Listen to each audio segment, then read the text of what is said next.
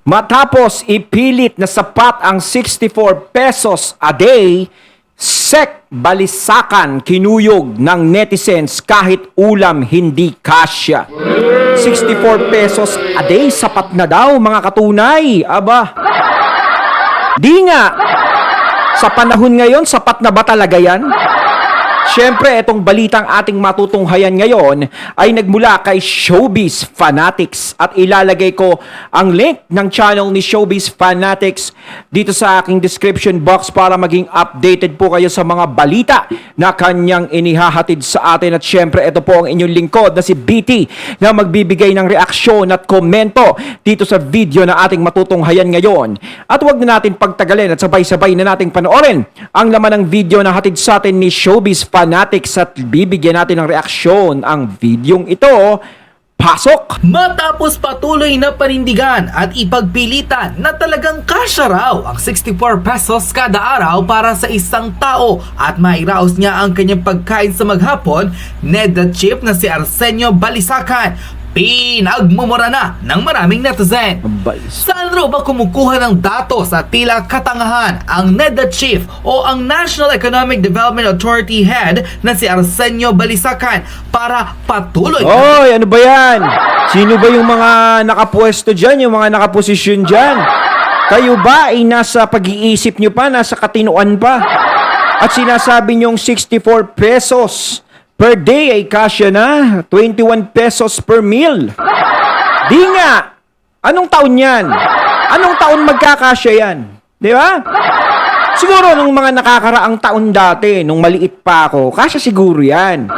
64 pesos. Kasi nga yung bigas dati is 9 pesos lang, di ba? Meron tayo nabibiling mga ganon. Yung mga dati pa yun, di ba? Pero ngayon, sa panahon ngayon, ito, yung Neda Chief, no? Neda Chief ka pa naman. O nga naman, saan mo ba naman kinukuha yung mga ganyang yung mga impormasyon mo na kayang-kaya mong gumastos ng 64 pesos a day? Pinindigan at ipalabas sa media na hindi raw nagkamali ang kanilang pag-aaral at tinatayang 64 pesos lang daw talaga ang kailangan ng bawat Pilipino para masustain ang kanyang buhay sa isang araw. Sa nasabing vlog ng ilang mga netizen, pinagmumura na ng marami sa kanila ang Ned Chief matapos ang tila kakapalan raw na mukha na ipilit pa sa taong bayan na hindi daw sila nagkamali sa kanilang pag-aaral at pagbibigay ng mga datos patungkol sa maximum needs ng taong bayan. Sa kanya naging vlog, pumunta pa ng personal ang ilang mga netizen para tanungin ang mga vendors kung ano raw ba ang mabibili sa 64 pesos maghapon o more than 21 pesos 3 beses sa isang araw. Sa gigil ng maraming netizen, pinaulanan na nila ng mura ang Ned the Chief na si Arsenio Balisacan nang tila real token pa ito na bumabaraw sila sa pwesto nang malaman nila ang paghihirap ng maraming Pilipino. Hindi raw yung magbibigay sila ng mga datos na wala man raw ng katotohanan. Sek Balisacan. Balisacan. Ayan, 64 pesos pagkakasyahin mo sa isang araw. No, sinisigurado nyo kaya ng mga tao gawin yun. No, sinasabi ko nga kanina, siguro kaya gumastos ng tao ng gano'n, yung 64 pesos per meal a day nung unang panahon. 'Di ba? Pero kung ngayon mo kakalkulahin 'yan, anong tingin mo? Mura na bilihin ngayon? Baka naman hindi ka naglalakad sa labas. Baka naman sa subdivision ka lang naglalakad. 'Di ba? Manong lumabas ka ng bahay mo, magpunta ka dun sa mga nasa laylayan. Ang ibig kong mga nasa laylayan, tignan mo yung mga taong nasa baba. 'Di ba? Tapos, magmatsyag ka sa kanila. No? Pag nakita mo yon at pag-aralan mo, saka mo sabihin sa sarili mo, kasya yung 64 pesos a day. Kahit sabihin mo mag-isa ako magkano na ngayon ang kanin? 15 pesos isa. 'Di ba? 15 pesos ang isa. Isang kanin lang yon. Siyempre, pag nabitin ka, o-order ka pa. Magkano yon? 6. 6 o 7. Iba kasi 5 piso. Diba? Tapos, anong ulam mo? Kropek. Kropek nga ngayon, mahal na. 10 piso. Eh di pagkakasyahin mo 10 piso o 10 pisong kanin pagpalagay natin tapos Cropek 10 piso. O tapos sa tanghali, Cropek 10 piso, kanin 10 piso. Eh di 40 na. Sa gabi 10 pisong kanin tapos 10 pisong Cropek. Baka ganun yung sinasabi mo. 'Di ba? Pero yung sasabihin mo ulam, hello sa karinderya pa lang. 'Di ba? Sa karinderya, 70 pesos na ang order ng ulam. Pinakamababa na po yung 55 o 50 pesos. Hindi ka na po makakabili ng lutong ulam sa halagang 10 piso. Saan mo nakukuha yung mga ganyang balita? Anong feeling mo? 'Di ba? Nakakasurvive na ang mga Pilipino? Feeling mo, ang baba na ng bilihin natin ngayon? Eh yung 64 pesos na bigas na, yung 64 pesos na yan, kulang pa pambili na 1 kilong bigas ngayon yan eh. O, pagpalagay natin, makakabili ka na. 55, 1 kilo, 50 pesos. Parang wala nga ako masyadong nakikita kasi puro 60 pesos pinakamura eh. O, pagpalagay mo ganun, may 50 pesos. O, edi bigas lang kakainin mo tapos ulam mo asin. Sus Mariosep, saan nyo po ba nakukuha yung mga ganyang mga ano nyo sa pag-iisip nyo? Sek, balisakan. Neda Chief, di ba? Diyos ko, pinapahiya nyo lang yung posisyon nyo sa mga tao. Hindi nyo pinag-aaralan maigi. Diyos ko naman. Kanilang pang naging statement, ayon mismo sa mga netizens, tila ni isang balot na bowling raw ang hindi makakabili ang 21 pesos Ay, tama. na pinagyayabang ng pamahalaan. 20 pesos na isang balot ng bowling ngayon. Diba? Buns na ngayon, hindi na bowling ang tawag. Buns na, 25 pesos. Diba? Sausaw mo sa kape. O, bili ka mini stick, 4. Di ba? Sus ko, ano ba gusto mong gawin sa mga Pilipino? Diba? Parang sinasabi mo, 64 pesos, kaya nyo na yan. Parang, di ba, ang lakas ng loob mong magsalita ng ganun. Ikaw kaya, 64 pesos kaya mo? Hamunin ka, di ba? Hamunin ka, no? Sek balisakan. Hamunin ka kaya na 64 pesos, ikaw. Di ba? Ikaw. Sa isang araw, pagkasyahin mo sa sarili mo. Di ba? Narito at panoorin ang isang viral video ngayon sa internet kung saan ginawa ng isang netizen ang 21 peso meal challenge at ang kanyang binili sa palengke ay ang ulam nitong sinigang na kung saan pati ang karne na kanyang binili sa palengke malaki pa raw ang daliri ng isang bata. Nakakatawa man raw ngunit ito Hindi nga papasok sa lalamunan mo yung ganyan para hindi mo mararamdaman eh.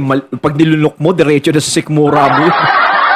ang salamin ng pamahalaan kung saan patuloy raw ginagago ang kanilang mamamayan. Narito't panoorin ang full video. Para samahan niyo ako sa palengke, nag-grab ako sa sinigang pero 21 pesos lang ang budget ko. Tignan natin kung magkakasya to. Inuna ko muna yung baboy, grabe 340 daw 1 kilo. Tapos nagpahiwa ko ng maliit lang, grabe 34 pesos na yun. Kaya pinahiwa ko ulit, 2 pesos lang kasi yung kaya ko sa baboy. Tapos ayan, plinastik na ni nanay, yehey, meron na lang akong 19 pesos. Talong 5 piso, hala, meron na lang akong 14 pesos. Itong sili 3 pesos, nagbayad ako ng 5 kaya 2 na lang yung natira. So, bale, meron na lang akong 11 pesos. Piso lang itong kangkong. Tapos 3 pesos itong kamatis. 2 pesos itong sibuyas. 2 pesos yung kalamansi. 2 pesos yung okra. 1 pesos ang sitaw. Yehey! 21 pesos na! Nag-jeep na ako ng pauwi. Tapos syempre may papasok pa kaya nag-trike. Wala ng pera. Opak! Ang 21 pesos budget meal. Wala nang kanin-kanin yan, ha? Ayan na mga be, niluluto ko na. Ayan, Diet ang kinalabasan eh, no? Wala nang kanin-kanin nga naman yan. 21 pesos eh, di ba? Kahit nga ganyan lang kakonti, is kinulang pa siya. Di ba? Alam nyo, kayo yung nagpapadumi talaga sa ano, no? Katutusin, no? Kayo yung mga nagpapadumi sa pangalan ng presidente. Di ba? Yung mga katulad nyo na yung feeling nyo okay na ang mga Pilipino sa ganito, hindi nyo pinag-aaralan bago kayo magsalita. Di ba? Yung pakiramdam nyo na nagiging maganda na yung takbo ng bansa natin. Siguro yan yung epekto ng mga taong hindi naglalalabas ng bahay nila. Yan yung mga taong epekto na lagi na sa bahay, nakakulong, bahay, trabaho, Tapos sasakay ka sa kotse mo, hindi ka bababa, 'di ba? Tatakay mo, bumaba ka naman, mag-ikot-ikot ka. 'Di ba? Huwag niyo namang gawing tanga yung mga tao. Sa 64 pesos a day na 'yan, nakakayanin. Huwag niyo namang gawing tanga kasi parang iniinsulto niyo na yung mga tao niyan eh. 'Di ba? Parang sinasabi niyo na 64 pesos, kasya na sa inyo. Mayroon pa kayong pamahal-mahal, ganto, ganyan-ganyan. Eh, hindi naman. 64 nga, kaya na eh. 'Di ba? Idilat nyo yung mga mata nyo, huwag kayong magbulag-bulagan. Yan ang hirap eh.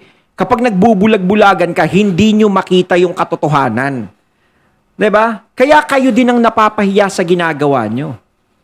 Nilagay ko na yung baboy tapos yung pampaasim na kalamansi. Nilagay ko lahat para maasim. Grabe, nasan dito yung baboy? Kanina ko pa hinahanap na tunaw na ata. Ang 21 pesos meal challenge. Ito na guys, na sinigang. 20 pesos lang to lahat. Tara, tikman natin. Sinigang ata ito na gulay eh, walang baboy eh. Parang pagkain ng may sakit yan. Sarap naman siya. Magbubuhay naman kayo dito sa gulay. Kaso hindi na ako magkakanin kasi nga kulang na sa budget. Pamasahe pa lang papunta pabalik, naka 100 plus na ako. Showbiz fanatics.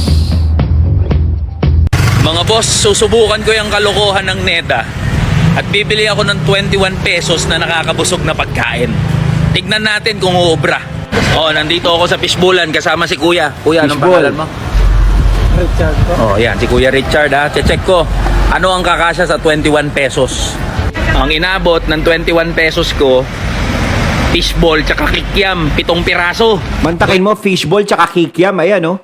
Mantakin mo kung tanghalian mo yan, tapos meron kang trabaho. Di ba sa tingin mo, nakakabusog na ba yon? Yung resistensya ba ng isang nagtatrabahong tao is mapupunan yan ng fishball tsaka kikiam na yan? Di ba?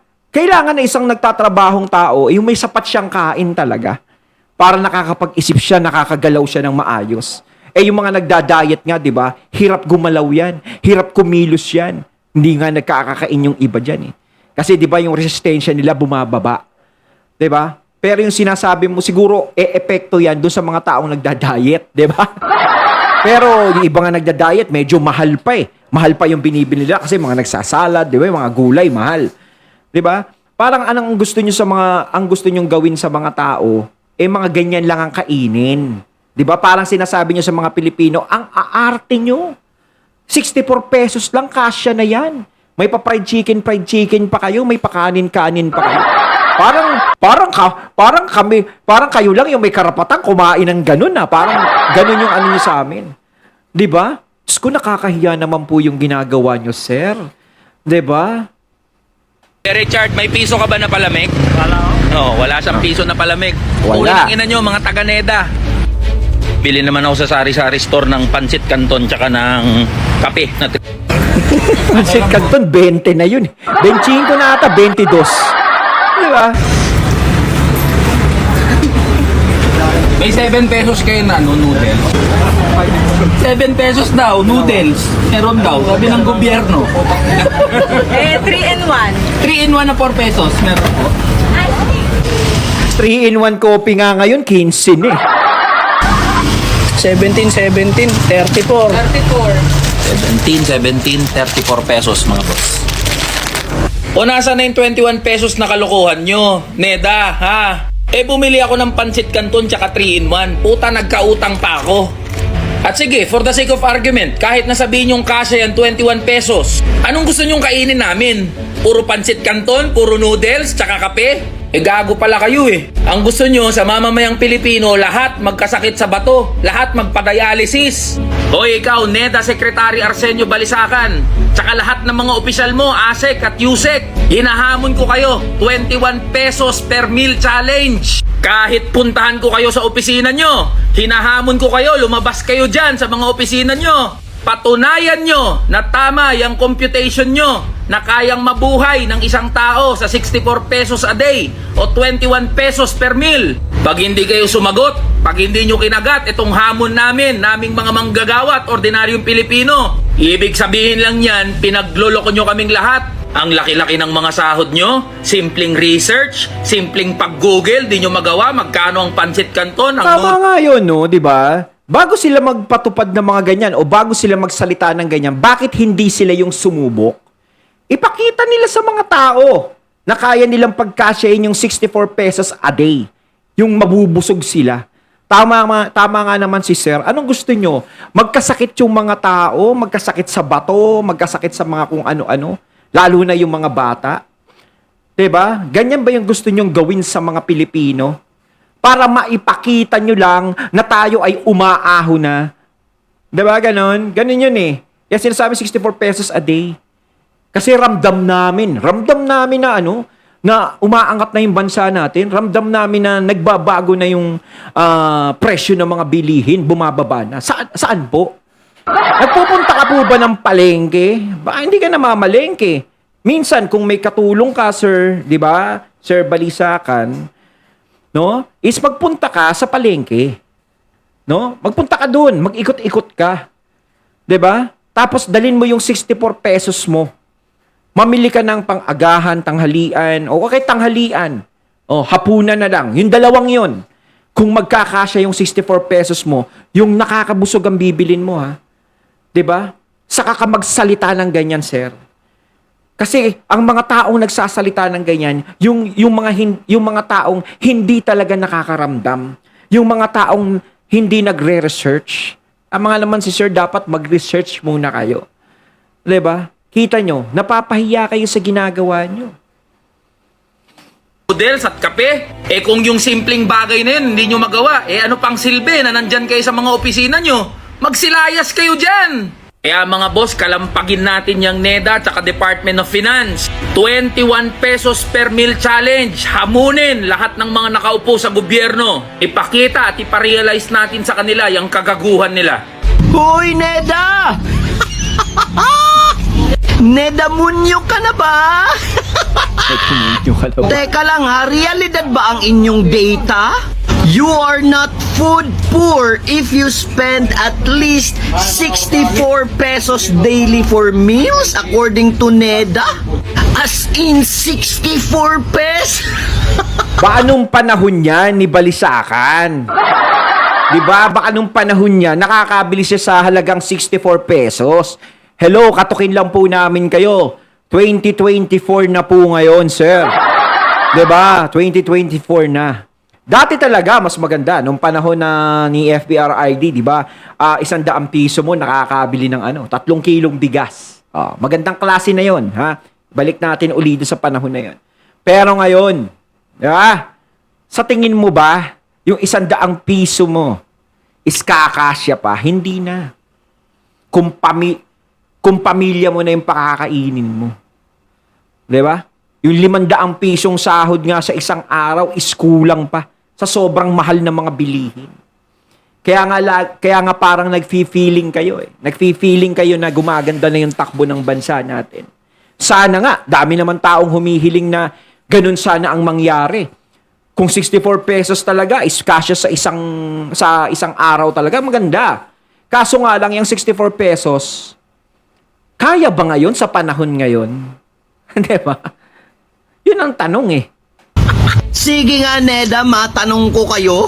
Sa 64 pesos, yung reality ha, magkakasya kaya ang 64 pesos budget na kain sa iisang tao? Nakikita nyo ba talaga ang presyo sa merkado? Para Malamang sabihin hindi. yung hindi ka mahirap sa pagkain kung nakakapag-spend ka at least 64 pesos a day? Congrats ha! Joke nyo ha, Vey! Parang nai-impluensyahan na kayo ni Gadon na. Kasi sabi niya noon yung kahirapan haka-haka lang, di ba? At ngayon kayo Kahirapan, haka-haka lang.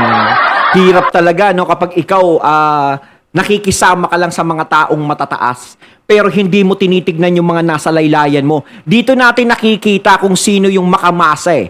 Kung sino yung mas nakakaintindi sa problema ng mga Pilipino, sa problema ng kahirapan. Wala kayong karapatan na pumosisyon sa mga posisyon nyo kung hindi nyo abot ang problema ng taong bayan sa baba. Kung puro taas lang ang mga nakakaharap nyo, hindi nyo mararamdaman yung mga nasa baba. Ang akala nyo okay lang. 'Di ba? Yung akala nyo na wala silang problema. 'Di ba? Tapos magsasalita kayo ng ganyan. Kahirapan, haka-haka. Di nga. 'Di ba? Kita nyo naman ang mga tao ngayon, kahit nga ako nadaing sa presyo ngayon.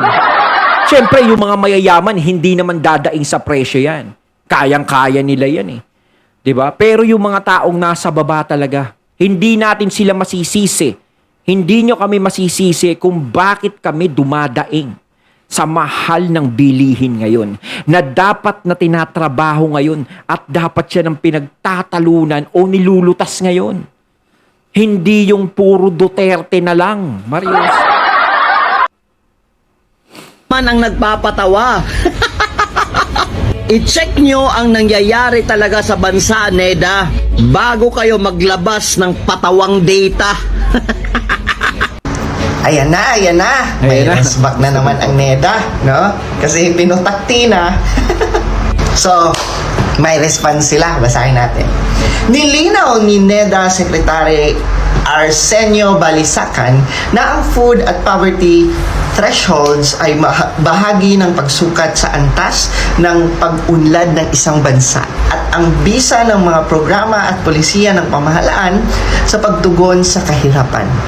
Ayon kay Balisacan, hindi idinidikta ng nasabing thresholds kung magkano ang dapat gastusin ng isang pamilya para sa pagkain. Hindi rin ito pamantayan ng budget ng isang pamilya upang masabing disente ang kanilang pamumuhay. Ha? Diba? Kayo na mismo ang nag-differentiate, diba?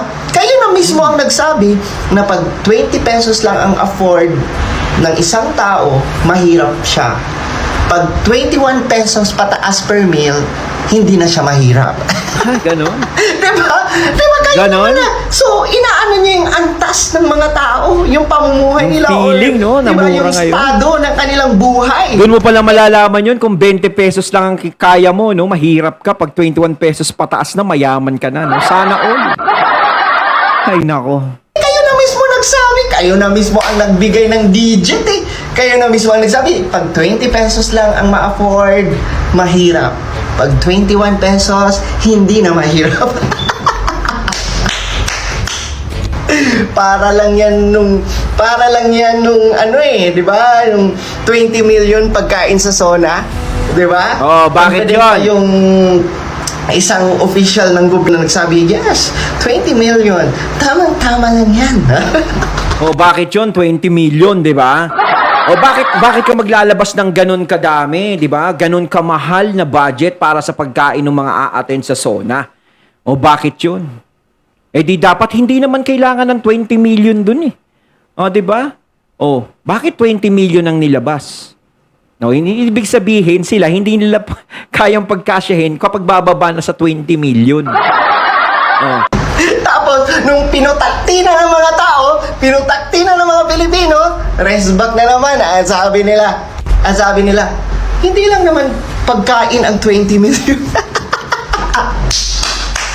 Hindi lang. Yan ang hirap na pag nabubutasan sila, eh, no? Ang dami nila segue. Sige nga, nasa matinong pag-iisip pa ba?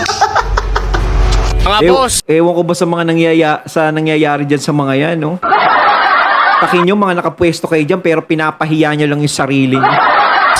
ilalabas ko yung baho ng mga taga-NEDA na yan. Pero bago yan, kayong mga taga-NEDA, mag-resign na kayo, mga bobo kayo. Ang tagal-tagal nyo ng ekonomista sa bansa. Panahon pa ni Aquino at Ramos, wala pa rin kayong alam sa pagsusukat ng isang nag-iirap na bansa o mayaman. Hindi rin kayo makatarungan kung sumukat ng poverty threshold sa mga kapwa nyo Pilipino. Kaya hanggang ngayon, ang baba pa rin ang sahod sa Pilipinas. Tingnan nyo itong sinabi ng PSA, Philippine Statistics Authority. Magsama-sama kayo, mga animal kayo.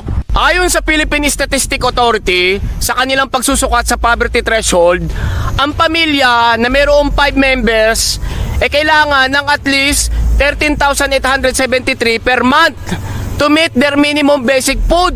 Paano naman yung 5 members ng pamilya isa o dalawa lang yung nagtatrabaho? Mga bobo ba kayo? Sa 119 na Pilipino sa Pilipinas, isang damakmak ang mahihirap kaysa sa mayayaman. Yung iba pa dyan nag-a-abroad dahil sa maliit na pasahod ng mga businessman. Nitong 2024, nagdagdag ng minimum wage ang Productivity Board ng National Capital Region ng 35 pesos pero sa NCR lang, hindi nyo pa nilahat.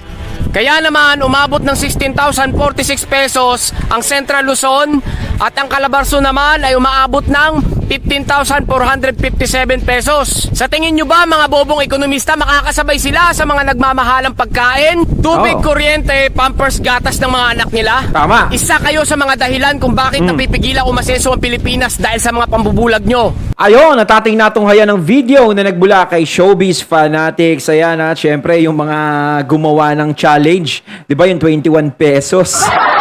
Well, 64 pesos a day. Kayo mga katunay, ano sa tingin nyo? Kasya ba ang 64 pesos a day?